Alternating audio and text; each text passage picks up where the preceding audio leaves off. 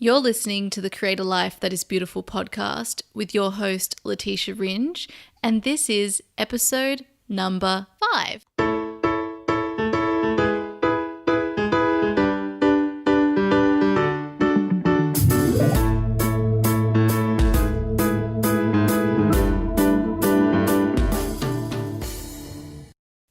Hi everyone, it's Leticia here and welcome to our next episode number 5 of the Create a Life That Is Beautiful podcast, a podcast designed to inspire, empower, and support you on the journey of uncovering truth and purpose in your world.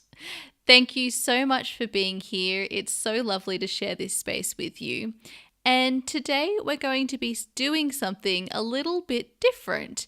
You aren't going to be hearing from any of my amazing guests today. You're going to be hearing from me. And I'm going to be exploring with you and explaining more about my own journey to discovering purpose, because that's something I only went into very quickly in our first episode number 1. So today I'm going to give you the longer version because, as I've mentioned, I spent 10 years trying to figure out what my purpose could be. And along that way, I have learnt a lot.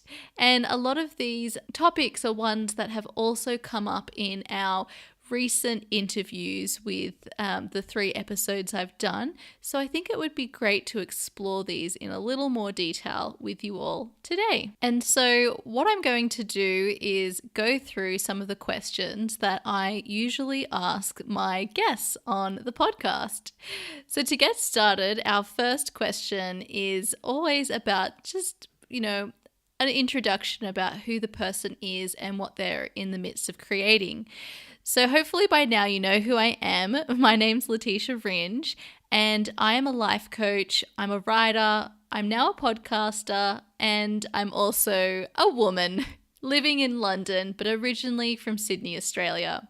And basically I'm committed to living my healthiest, happiest and most fulfilled life possible, and that is what I help people also achieve. I am today driven by a very clear mission, and I am fully motivated by what I love, enjoy, and am inspired by. But it wasn't always the case. So I wanted to talk to you about my journey to arriving at the purpose or destination that I had wanted for so long. And so I think it's important for me to start then in school, which is where, if anyone's listened to my episodes so far, I love to work in a linear fashion. And for me, the starting point was in my final years of high school. I think it was the final year of high school, and I had learned about what the concept of self-actualisation is in my society and culture class by my wonderful teacher. And so that's the final stage on Maslow's hierarchy of needs. And when I learned about self-actualisation, I knew that that is what I wanted to achieve in my lifetime. I had such a deep calling towards it, and I understood that I needed to discover what my purpose would be because I wanted to contribute to the world in the best way that I could. And even as a child, what had been motivating me was I really wanted to help people, but I didn't necessarily know how. So at that point, that's where the dilemma began, because I had so many different interests and I didn't know where I wanted to, put all my eggs. Which basket would I do that? I loved English, I loved philosophy, I loved psychology, I loved law and business studies and society and culture. I was just getting started, as any person at that age, which is around 17 years old, is, we're not even adults yet. But at that time of your life, there is a lot of pressure put on you to make a decision about what you want to do for the rest of your life. And that can be really debilitating for many people. And for me, I am someone who finds it difficult to make decisions. And so having to make a decision about what I wanted to do with my life was a really big deal. Needless to say, I was really motivated to get started on this path. So what the biggest struggle for me was whether I wanted to help people on a micro or macro basis.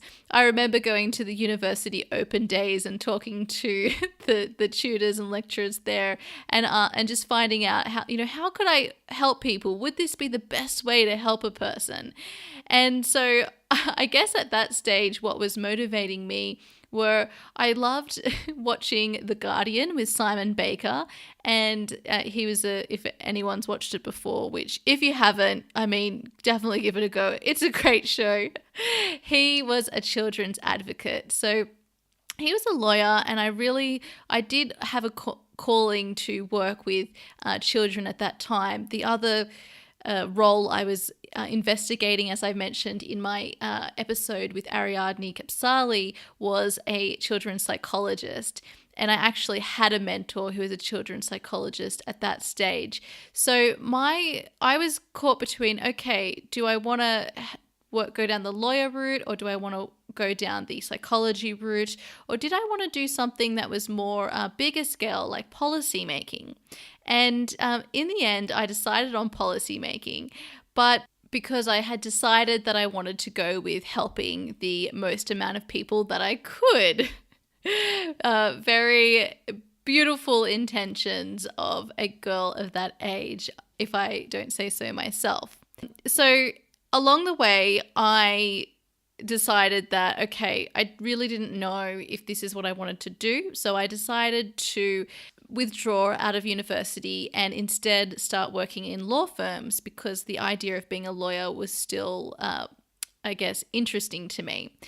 But what I wanted to point out here was that one of the key motivators in my decision to study law and to go into working in a law firm was that I remember in year 10, actually, so this is our final year in Australia, is year 12. In year 10, I was talking to our careers advisor, and I told her about my intention to study law. And I remember her saying that I'd need a lot better marks to be able to study law, and it was pretty unlikely by this stage that I'd be able to do it. So, of course, in year 11 and 12, well, actually not of course, because some people would be demotivated by that, but I was actually really motivated, and that made me do really well in year 11 and 12. And I always put it back to that point. But what is really significant to note here is that from such a young age, I was already displaying signs of trying to prove myself to other people, to prove my sense of worth. And this is something that carried with me, and I mean, is still something I struggle with on a day-to-day basis. To be honest, this is a limiting belief that I have and many other people have, and I think especially many women. So I started from a very young age trying to prove, or wanting to prove, myself to people. And this is something we learn as kids because we're taught to, we want to be approved by the people around us. It starts with our parents, or it could be our teachers, or the kids that we're around. So it starts this, what becomes, or what can become, an unhealthy obsession with being approved and being validated by someone other than yourself. Very powerful, and it's a huge motivator. We were talking about this as well, Ariadne and I, in our last episode number 4. When you start off with those as your intentions, it's really difficult because you're completely disconnected from your own, what you really want. What does your heart want? What would you do if no one was watching you? It's like, how would you dance if no one was watching you? That's how you express yourself. So this is what happens. And I think as parents, it's very, and I'm not a parent yet, but I hope to be one day. And what I would encourage my own children is to really get to know what their interests are and what they enjoy doing, and really focus on that rather than, what someone else in your life wants you to do. So anyway, that led me into, I was in policy making, and I decided then to go into, to figure out if I really wanted to study law, because it was something I was still drawn to. And I spent the year working in law firms, and then I guess the novelty of working in a corporate environment, and also I had been, someone had called to ask me to work for them, like a place that I'd worked at before. So I was really honored by all of that. And so this pattern of wanting and needing to be liked, you can see that here as well. And so, I really also just love to be useful. I was really good at being good at anything that I was asked to do. Before that I worked in, retail or grocery stores, and I was always applauded for doing such a great job there too. And that's all I wanted. I just wanted to be valued and recognized for the work that I was doing. And that meant more to me than anything, It was that real strong sense of needing to prove myself. And I also got a lot of satisfaction in the fact that I was, self-made. I had done all of this myself. I got a job when I was 14 before I was even supposed to, because I really just loved that independence. So that was always driving me. And what happened then was that I started studying law, and I also was studying psychology. And that is where the battle between these two options began. I only gave myself two options. I limited myself to the two options, even though neither of those felt completely right for me. So I saw myself as, okay, I either needed to be a lawyer, or I was going to do something with law that I didn't know yet, or I was going to be a psychologist. And during studying both of these, while, they were interesting, they didn't light me up. In fact, I had a minor area of study, and that was English. And actually English was something that I loved in high school. I did all 4 units, so we did 3 separate subjects, and I did really well, and I loved it. And I just wanted to read all the books and study all the context and, write essays. And, that felt to me more fun. If I could have done anything, it probably would have been that at that time. So, but I didn't see a career in it, and I didn't want to be a teacher. So at that time, even though it was something I thought I'd end up doing in the future. So I set about studying on these really serious areas with law and psychology, and, less creative, I've got to say, than some of the other options that I probably would have enjoyed more. And this battle between will it be law or psychology went on for years. I was constantly like, which one do I do? But meanwhile, I was working in a law firm, and I was flowing throughout that law firm, doing various roles that were opening for me. I was doing a great job in all of them, which I loved. So I wasn't thinking about, okay, but where do I want to go? Where do I, Leticia Ringe, most want to go? I just thought, I'm doing really well, so I should let that be my guide. What I'm good at should be my guide. And but as you can see, no matter what job I went into, I was good at. So that wasn't the best indicator for me. And the other issue that was happening at this time was that in university, I went to one of the best universities in the country, and I didn't feel good enough. I felt that I shouldn't be there. I had imposter syndrome. I didn't know very many people, if at all, because not many people from my school went to that university. And so I found it really hard to make friends and feel comfortable. And I'm the kind of person that needs a little bit of warming up when I get into a group environment. So I really struggled, and this feeling of not being good enough, which was the same feeling that was really motivating me in the beginning anyway, to prove myself, really started to, it became a real problem for me, and would, I guess it was part of my upper limit problem. If anyone's read The Big Leap by Gay Hendricks, and if you haven't, I highly recommend it. So in uni, I loved studying English. I still remember my favorite subjects, like film, fiction, and power. And I loved all sorts of film studies, but I didn't follow my passion. I went with where I had experience and where would set me on a good path and career. and also, of course, because I wanted to help people. So eventually there was an opening in another team in our law firm, which was the family law team, and I was considered for the position and then accepted. And that is when I started in family law. And pretty much immediately, I started on a really interesting matter, which I threw myself into. And I started working as much as possible.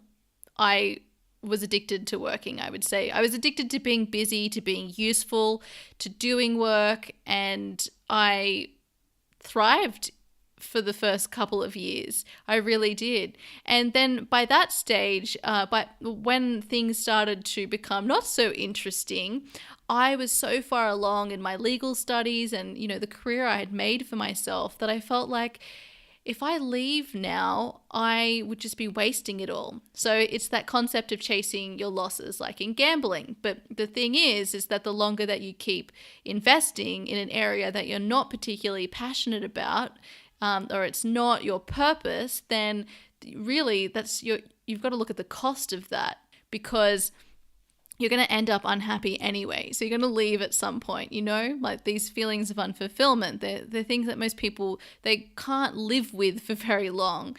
So yes, I didn't believe that this was the best career for me. In fact, I knew it by this stage, but I was too scared to leave. And also all the messaging around me was that you shouldn't leave. You've got to see it through. You've got to wait till you're admitted. You've got to wait. Just wait, okay? You've invested too much, change your mind, that sort of thing. And I was really scared to leave because it was so unknown. And also I had no idea what else I would do. But thankfully, although at the time it didn't seem like it was something to appreciate, basically a number of incidents happened that were really significant and caused me to realize that, okay, this isn't the environment that I want to work in. It's not right for me in so many different levels. But the turning point was really when I was diagnosed with endometriosis, which I know I've spoken about before, and you might have seen on my blog or on my Instagram, but basically endometriosis is a really serious condition. It's incredibly painful.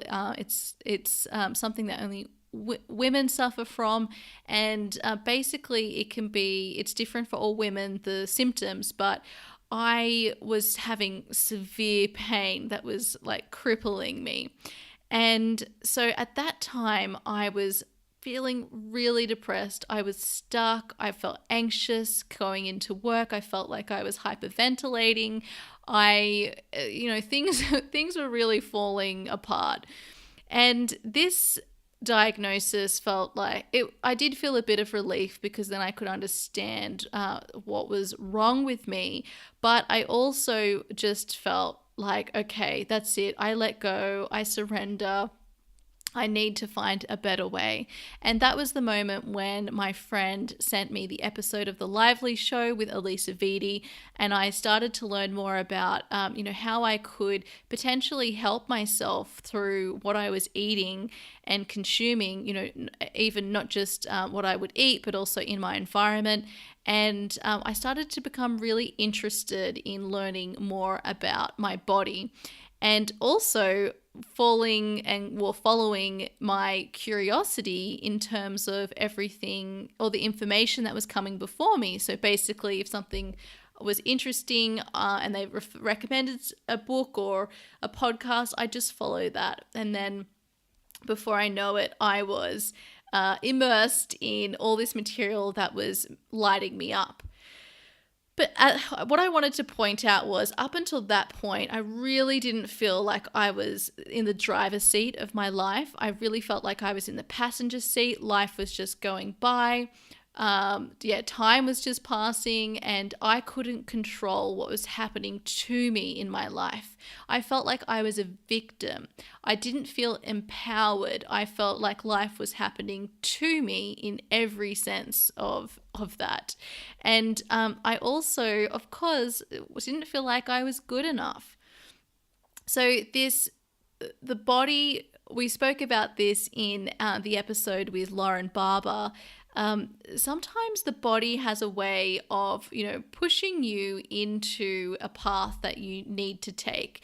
And so although it's not great that I was diagnosed with endometriosis, and I'm really sad about the way that I treated my body, I am grateful for the diagnosis because it was the wake-up call for me.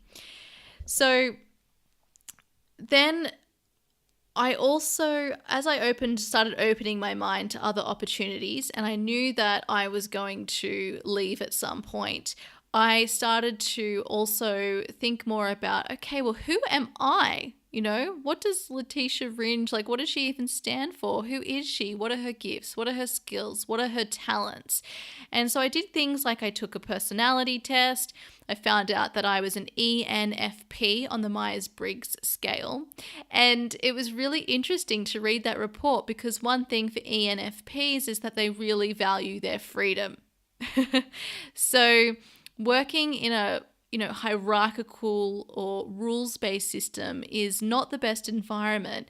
And that was something that I had felt in my legal career, that I really couldn't thrive because I really wanted to be doing in a more progressive environment, and I really didn't like being micromanaged in any way. So I knew by doing that personality report that something more entrepreneurial was going to be good for me.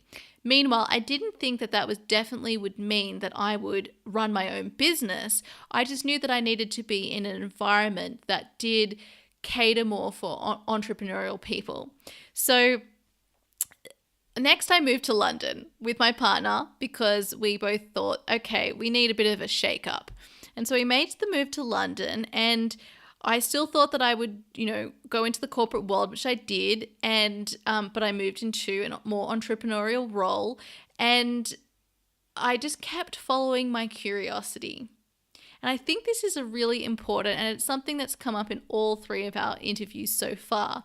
But following your curiosity is just a much softer way at figuring out what you're interested in. So often we talk about passion, and people think, well, I'm not passionate about anything because, to be passionate is something that you would, not go to sleep. You just want to, you're just so obsessed with it. We think it's not something that everybody feels necessarily. I do, however, think it is something that everyone does have the capacity to feel. It's just something that we don't know how to find. So following your curiosity is something that is accessible to anyone. If you said, okay, the next time you're curious about anything, if it's something to go and research, if it's something you've just wondered, go and try that. Just try that. And then when the next little nudge of curiosity happens, go and follow that again. Those little steps eventually lead you to where your, intuition is calling you to go. I really do believe that. And so basically before I knew it, I was fully immersed in this world of health and wellness and personal development. I absolutely loved it. I'd spend all my extra time doing it. I'd go to work, I'd leave work, doing that. I'd choose not to hang out with people because I wanted to sit home and read or listen to a podcast or a video. And yeah, I was obsessed, and I also was forming idea for what I wanted to do with my life in this area. So I knew it was an area I would end up working in, but at that stage I didn't know how. So passion and ease eventually happened. Doors just kept opening for me. And there were a couple of people I wanted to mention because their work was really pivotal for me at this time. The first is Megan Hale. She had a podcast called The Enoughness Revolution. She now has a different podcast. It's called Wild and Holy. And she spoke a lot about in The Enoughness Revolution about looking back to what you loved doing as a child, or appealing to your inner child. What do they want you to do? And I found this incredible because it was a way for me to, not only go back through my childhood and look at all the things I loved, but also to ask that little child that was within me about what I really wanted to do now. If I was a kid and could do anything I wanted, what would it be? And So that's where I really discovered my creativity again, which is something that I just completely shut off.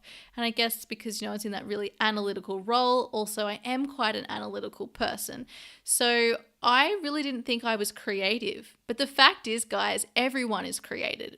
Every single one of us. And we're all creative, and we're all designed to expand and keep growing. And so we need to be creative in order to do that. And, women, we create life.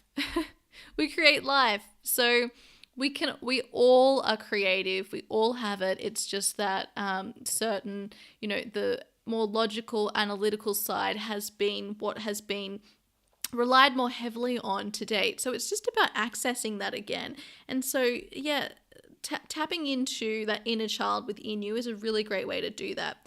The other person that really helped me was Brooke Castillo, and so she is a life coach. She has a podcast called the Life Coach School. She also runs a life coach school. She's incredible, and all her work on your thoughts are not necessarily your own. These are thought patterns that you've learned.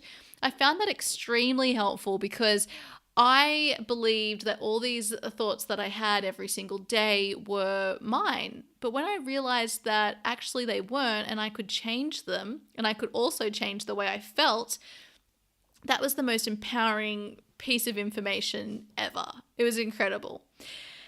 If anyone wants to learn more about that, you can actually go to my blog and look at action number 2, which is about choosing your thoughts and feelings. Now, another person was Eckhart Tolle, which most people probably know. He wrote this very famous book called The Power of Now. And I found that incredibly helpful because it got me to start focusing on the present moment rather than worrying about the past and, how much time I had wasted, and instead focusing on, okay, well, what am I calling for in the present moment? What do I need today? What do I want to do today? And focusing on, what that allows you to focus on what is in your control. The past isn't in your control, and neither is the future. And so the other thing is worrying about the future or having anxiety about the future. And that was something I also loved to do, and I was addicted to it. So this focused on, okay, let's not focus on the past. Let's not focus on the future. Let's just focus on the present moment. And that was honestly so life-changing. It was freedom. It really was. If you haven't read The Power of Now, I highly recommend you read it. The other person who was really helpful to me was, of course, Jess Lively. At that stage, I started doing her Life with Intention, which got you to look at, rather than your goals, and a goal being to obtain some outcome or shiny penny, as she calls them, and then that is going to be what makes me feel good or successful. She focuses on, well, how could I feel successful now? If the feeling of success is what I'm really after, then what could I do today that would give me that feeling? And so she breaks it down in much more than that, but that is the essence of it. And that was incredibly empowering too, because then I got to focus on what actions I could take today to make me have the feelings that I was really craving. And also just to acknowledge that it wasn't the outcome that I was actually craving, that it was the feeling that I thought I would get from the outcome, which is hugely significant because there's no guarantee that once we get a particular outcome that it's going to change the way we feel, which is something I've discussed before. There's plenty of unhappy, wealthy people out there. There's plenty of unhappy, thin people out there. There's plenty of unhappy, successful, in inverted commas, people out there. So that is not what you think is going to make you happy, may not actually be. And when you've worked really hard to get somewhere, like we can even use me as an example, becoming a lawyer, and it's not what makes you happy, that's devastating. Let's focus on the present moment and what can make you happy today. Okay, which brings me to my final point, which is once you know what you want to do, you're inspired, you found something that you love and that you enjoy, And now you're ready to take action and to do something with it. My final piece of advice is do not wait for permission from anyone before you do it. This is really important because especially when you're doing something that's a little bit different to what might be, more mainstream, because people are scared, and also you sort of challenge someone else when you do something different. It causes them to think about themselves and reflect on their own life, and so they might respond from a place of, I'm being judged, rather than a place of support. And that's something that's actually quite natural. So it's really important that once you know what you want to do, you follow that intuition, or you follow that knowing, you follow that curiosity, whatever you feel that it is, and you don't ask for permission. A quote that I love is start before you're ready.